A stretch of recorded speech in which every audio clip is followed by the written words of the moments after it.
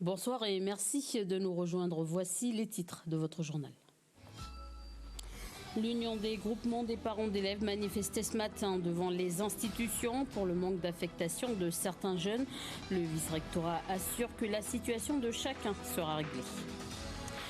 Le prix de l'électricité va augmenter pour certains foyers. Le gouvernement du pays l'a décidé lors de sa séance hebdomadaire aujourd'hui. L'Avenir en confiance a voté contre et déclare que cette décision va encore pénaliser les Calédoniens. Pour en parler ce soir, le président de l'UFC Que Choisir, Gilles Verny. Et enfin, les jeunes de l'IFU rénovent les citernes d'eau. Objectif, la réhabilitation, anticiper le manque d'eau et aussi éviter le gaspillage. Nous avons suivi l'association Cheng et Cheng lors de la réhabilitation d'une citerne d'eau datant du siècle dernier à la tribu de Tchapout. Je vous le disais en titre, l'UGPE était mobilisé ce matin devant le Congrès et le gouvernement. Objectif, interpeller les élus sur 9 points de revendication. Harcèlement scolaire, protocole sanitaire, langue kanak, emploi local ou encore le manque de place dans les établissements scolaires pour une trentaine d'élèves. À cette occasion, une délégation a été reçue ce matin au Congrès par Wali Wahecha, vice-présidente de la commission de l'enseignement. L'UGPE a appris que tous les élèves auraient finalement une place attribuée par les services du vice-rectorat. Information déclarée également dans un communiqué aujourd'hui. La délégation s'est ensuite dirigée vers le gouvernement afin de rencontrer les élus. On écoute Florinda Nirikani, membre de l'UGPE. Demain, on va s'atteler à appeler les parents pour juste vérifier que tout le monde n'a été placé, parce que de ce que le vice-recteur dit, il en manque une dizaine sur notre liste, mais tout le reste en fait ont été placés. Donc à charge à nous, l'UGPE, de vérifier que les enfants, que les parents, enfin en tout cas que les élèves ont bien trouvé une place à 5 semaines de la rentrée. Les délégations ont été reçues par le congrès de la Nouvelle-Calédonie et aussi une équipe du gouvernement, du cabinet du président Louis Mapou. Donc les échanges en fait ont été quand même, on va dire, il y a eu beaucoup d'échanges, des suites aussi à donner. Donc là les personnes qui ont reçu la délégation ont bien pris note de ce qu'attend l'UGPE. Et c'est vrai que l'Union des groupements des parents d'élèves, c'est quand même plus de 30 ans d'existence, donc avec des problématiques qui sont quand même récurrentes. Mais on a espoir quand même que cela puisse changer. Voilà des propos recueillis par nos journalistes du Sud. Le gouvernement de la Nouvelle-Calédonie a mis en place un dispositif de variation automatique et plafonné des tarifs de l'électricité. En clair, le prix de l'électricité va augmenter, mais pas pour tout le monde. Les membres de l'Avenir en confiance, par communiqué, ont déclaré qu'ils ont voté contre et que, je cite, la majorité indépendantiste viennent une nouvelle fois de pénaliser les consommateurs de la Nouvelle-Calédonie. Mathurin Derel est avec nous ce soir. Bonsoir. Bonsoir Élise. Alors le gouvernement de la Nouvelle-Calédonie a annoncé une hausse du prix de l'électricité pour éviter la cessation de paiement d'Enercal. Alors comment en sommes-nous arrivés là ? Alors il faut tout d'abord rappeler qu'Enercal est le gestionnaire du système électrique calédonien et que la précarité de sa situation financière est loin d'être nouvelle.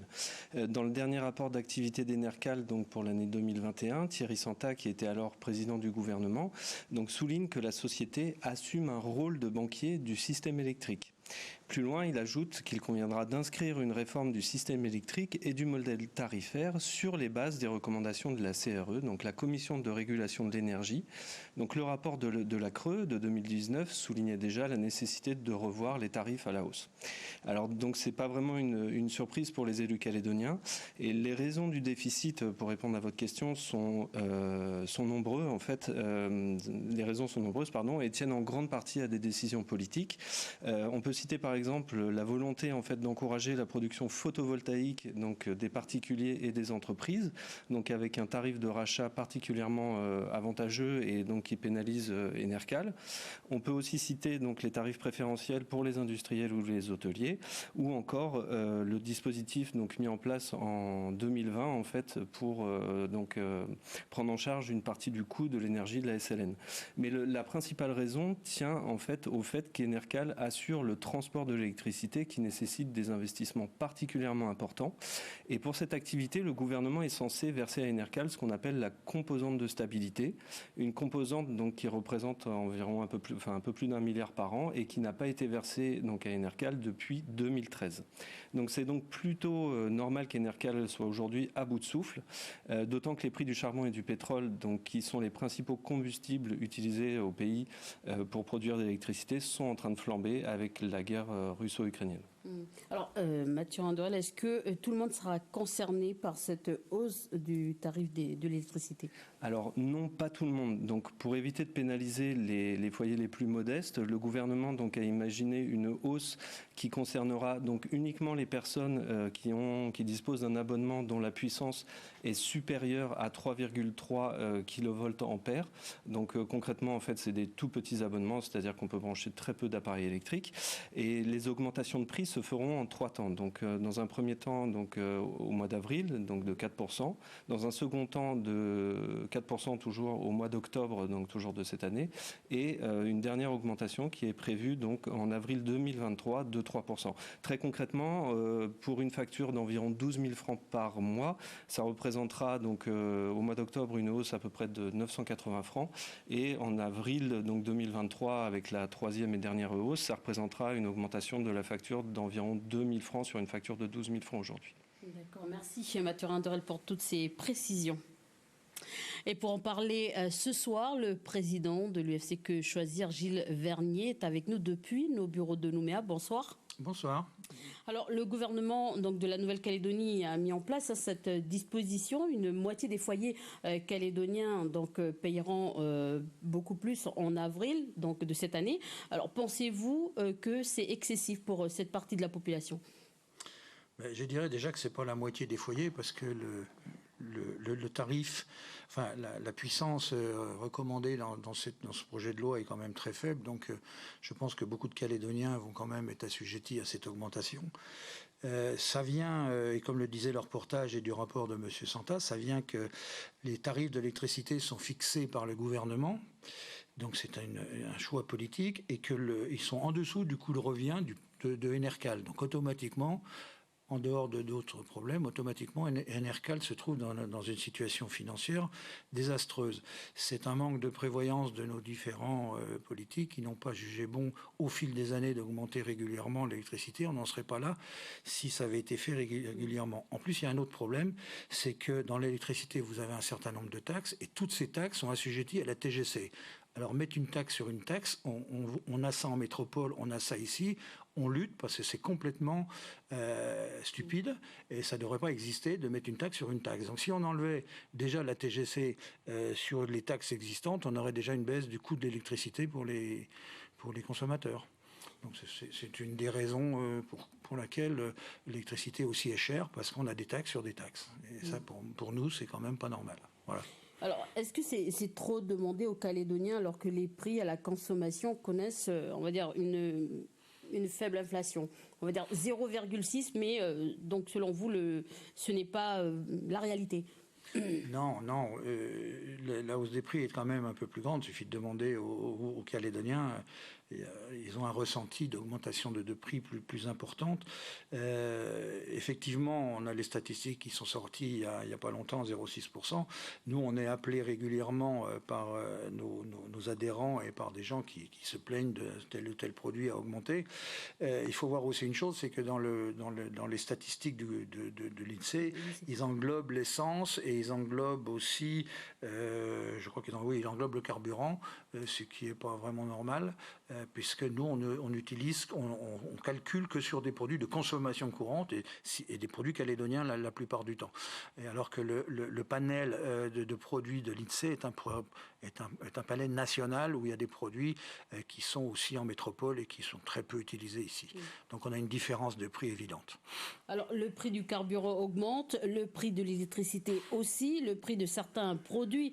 Donc également, la vie devient trop chère en Nouvelle-Calédonie. D'ailleurs, une manifestation va s'organiser demain par l'association citoyenne de Nouvelle-Calédonie contre justement la vie chère.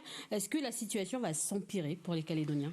Alors oui, enfin, il faut savoir aussi une chose, c'est que le prix du gaz et de l'essence est fixé par décret, c'est au journal officiel, ce qui n'est pas le cas, par exemple, pour l'électricité. C'est des calculs qui sont différents. Oui, les prix vont augmenter par obligation, puisqu'on a une hausse quand même très significative des matières premières, donc automatiquement, ça se répercutera sur le panier de la ménagère, sur les citoyens calédoniens. Les prix vont augmenter, mais c'est partout, malheureusement, c'est partout. Maintenant, quelles seront les mesures mises en place pour atténuer cette augmentation? C'est au gouvernement et aux gens chargés de la gestion de ce pays à trouver les bonnes solutions. On en a donné quelques-unes, mais il y en a peut-être d'autres aussi à voir et à discuter. Le problème, c'est qu'il faut pouvoir exprimer des avis de gens qui ont peut-être des idées différentes et qu'on nous écoute. Mais ça, c'est un autre problème. Il nous reste à peu près 1 minute pour parler de votre actualité, donc une actualité qui vous concerne. Votre association connaît également des difficultés aujourd'hui. Alors, quelle est la situation et quelles sont vos propositions aux autorités? Alors, la situation n'est pas dramatique, mais elle est sérieuse, puisqu'on a été obligé de prendre des décisions quand même assez radicales, c'est-à-dire de changer de local. Moi, je voulais remercier la SIC, parce qu'on a demandé à un bailleur de fonds, un bailleur social, de nous trouver un local où on payait quand même beaucoup moins cher, et ils sont intervenus et ils nous ont trouvé un local où vraiment ils nous font des conditions intéressantes. Donc, je les remercie.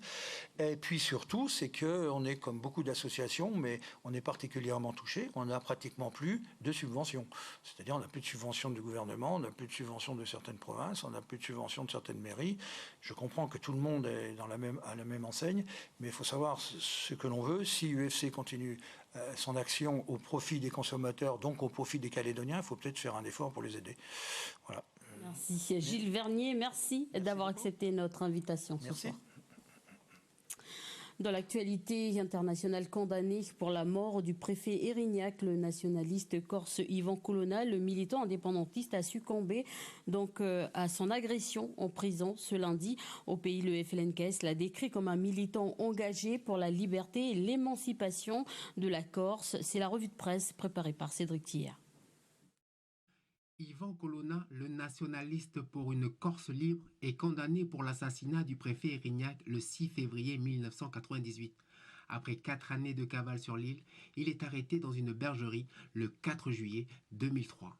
Il purgeait sa peine à perpétuité à la maison centrale d'Arles dans le Bouches-du-Rhône, lorsque le 2 mars dernier, il a été frappé et étouffé par un détenu islamiste qui le plongea dans un coma. À Marseille, il succombe à ses blessures 3 semaines plus tard, le 21 mars 2022, à l'âge de ses 61 ans. Dans le courrier international, il met en avant une revue de presse italienne, Corriere della Sera. Les mouvements autonomistes de Corse avaient accusé les autorités françaises de ne pas avoir protégé la vie de Colonna, qui sur l'île est considéré non pas comme un terroriste, mais comme un héros de l'identité locale. Dans le journal Le Monde, M. Macron appelle au calme. Il annonce que des conséquences seront tirées. On doit tous être très vigilants. Un homme est mort. Et je pense que c'est une situation grave. Un rapport a été demandé et des conséquences en seront tirées. On ne peut pas laisser dans nos prisons de tels gestes être commis, a insisté M. Macron. Et pour terminer, dans Le Parisien, les indépendantistes de la Nouvelle-Calédonie portent leur soutien.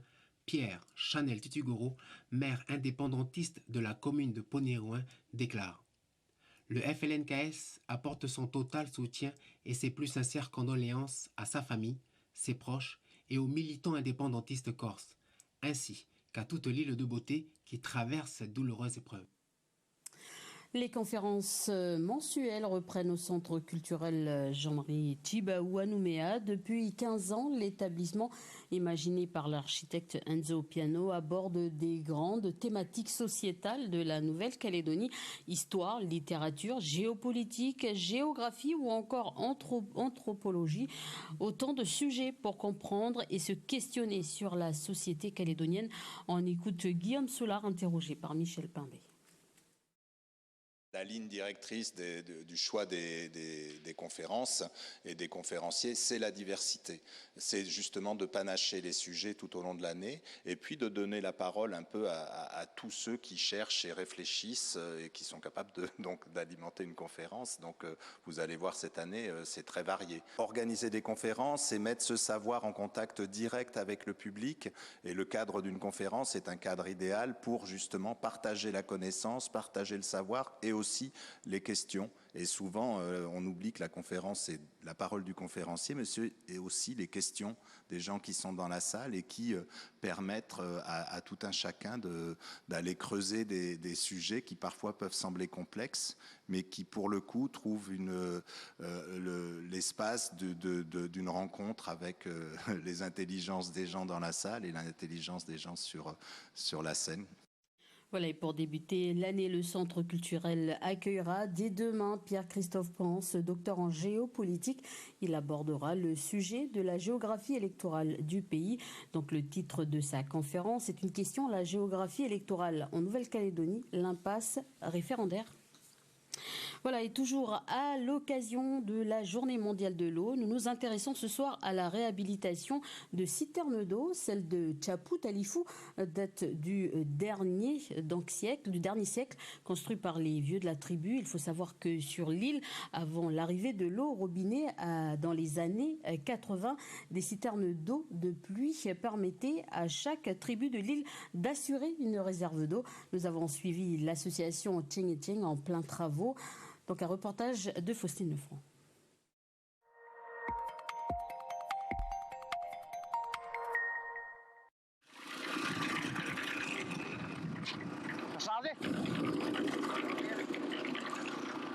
Non, enfin, t'as les bétonnières.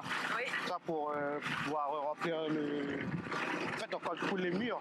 Wai Piloué et ses camarades de Tchaput ont naturellement prêté main forte au chantier de rénovation de la citerne de la tribu. Un chantier d'une durée d'environ 1 mois. Pour eux, c'est l'occasion de se reconnecter aux anciens qui ont construit la citerne il y a 1 siècle. Admiratifs, les jeunes se demandent comment ils ont procédé à l'époque sans les outils d'aujourd'hui. La citerne, là, c'est les vieux, comme ils n'étaient pas nés encore quand les vieux ils ont construit ça.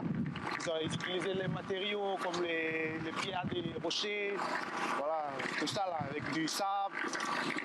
À un moment, on se demandait comment ils ont fait pour creuser. Donc il y a plein d'histoires qui tournent autour. Nous maintenant c'est à la machine ou marteau-piqueur. Mais nos vieux ils ont creusé 4 mètres de profondeur. Pour Bichin Roaezé, artisan et président de l'association Tcheng Tcheng qui gère le chantier, les jeunes de l'île ont beaucoup de savoir-faire en lien avec leur environnement naturel. L'objectif de son association est de valoriser ses compétences tout en sensibilisant à l'importance de préserver les ressources de l'île. Je voudrais que tous les fous rénovent leurs citernes. Parce que la situation actuelle nous montre que bientôt on va arriver à une problématique autour de l'eau. Donc c'est vrai, il y a l'aspect économique, mais en même temps, je pense que la priorité quand même, c'est que nous, on soit bien. Et l'eau, il est très important, donc l'eau, c'est tout, quoi. Et c'est ça l'objectif. Donc là, on montre aux jeunes comment on fait, quelle est ma manière de faire, surtout. Et bien, des gens posent beaucoup de questions autour de l'eau. On sait que l'eau de Lifou est très calcaire, hein. On le voit dans les bouilloires électriques ou dans... Mais après, comment dire, rénover une citerne, ça a quand même un prix. On espère aussi que nos responsables prennent ça au sérieux, dans le sens où on ne va pas attendre le jour où on va parler de pénurie. Cette année, 3 nouvelles citernes vont être rénovées, à Mou, Dokin et Djououlou, ce qui représente un coût de 5 400 000 francs, pris en charge par la province des îles et l'État. Voilà, c'était le reportage du feuilleton consacré à l'eau. Demain soir, nous suivrons le travail de la commune de Lifou dans l'acheminement et le traitement de l'eau potable. Et pour refermer cette édition, comment occuper les enfants le mercredi après-midi? Eh bien, l'association PAM pour un avenir meilleur à Moindou a organisé cet après-midi sa première activité avec les enfants. Cette association existe depuis 2 ans, mais a toujours organisé des événements comme les Mardi Gras, les carnavals ou encore Halloween. Au menu cet après-midi, des ateliers peinture, des dessins en préparation pour la Pâques ou encore des jeux de société. Et vous verrez que les les enfants apprécient beaucoup plus ce genre d'activité aux écrans. Un reportage de notre journaliste du centre Vanessa Kédé. Elle t'a mangé, c'est Jamie. Ah, ça à qui? C'est à... J'aurais pu te dire. Non, c'est à Linaël. Non, c'est à moi. C'est bon. Si. Non, tu peux pas. Si tu veux manger Linaël, il faut faire 3. Là, tu sors un dada. Sors un autre. Et c'est parti pour une après-midi avec les jeux de société. Ce jeu, Élise le connaît et c'est avec joie qu'elle y joue. Mais de temps en temps, elle ne s'abstient pas et n'hésite surtout pas à imiter les personnages qu'elle a l'habitude de regarder à la télé ou sur un smartphone. 2, 1, 2. J'arrive, mon double. Nous allons ensemble conquérir le monde et tenter de détruire et faire de mes esclaves. Hé, Agnesa, de notre côté à nous, c'est trop la télé, là. Là, il y a trop, là. C'est doucement. Attention, on va arrêter Netflix. Quand on n'a pas école, quand on est samedi et dimanche, ben, je regarde le téléphone à maman. Des films rigolos, des films drôles, des films que j'ai jamais vus. Il y a des nouveaux films qui sortent par Netflix. Les activités sont diverses et variées. Du dessin pour les grands, la peinture pour les plus petits. Quant à Élise, elle est plus que ravie d'être là et de s'amuser avec ses camarades. C'est génial. Ici, je joue avec tout le monde et je m'ennuie pas comme à la maison. On a créé donc les mercredis de PAM pour occuper les enfants pendant cet après-midi pédagogique. Donc on les prend de 1h à 17h. Et déjà pour qu'ils soient ensemble, parce qu'ils adorent. En fait, ils se connaissent. Ça fait 2 ans que nous, on a PAM. Donc ils se connaissent, mais comme normalement, on fait que les grands événements. Donc Pâques, le carnaval, Halloween. Et là, on a décidé de faire 1 fois par mois et pour qu'ils se retrouvent comme ça. Les thèmes ne sont pas les mêmes pour les mercredis pédagogiques. L'équipe encadrante compte diversifier ses prestations et mettre en place des activités pour sensibiliser les enfants à l'environnement. Le prochain atelier portera donc sur la plantation d'arbres. C'est la fin de cette édition. Merci à l'équipe qui m'a aidé à réaliser cette édition. À 19h55, retrouvez votre divertissement Koh-Lanta. Merci de votre attention. Belle soirée.